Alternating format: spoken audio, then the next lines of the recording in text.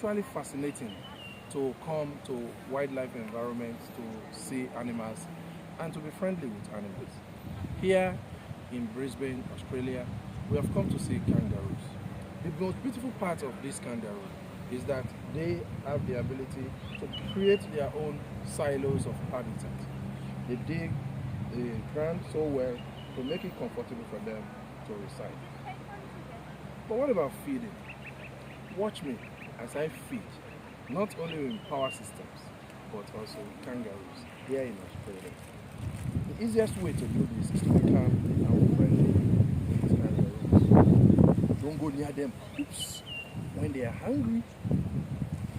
So, watch me. Call the kangaroo. Oops. Hello. Hello. Nice feeding kangaroos. And that's how to feed a kangaroo. Enjoying it peacefully, friendly. Take more. Take more, friend. Take more. And that's it. Thank you. Engineer Idowu Oyebano, Chief Technical Officer, FGM Power Co. here in Brisbane, Australia.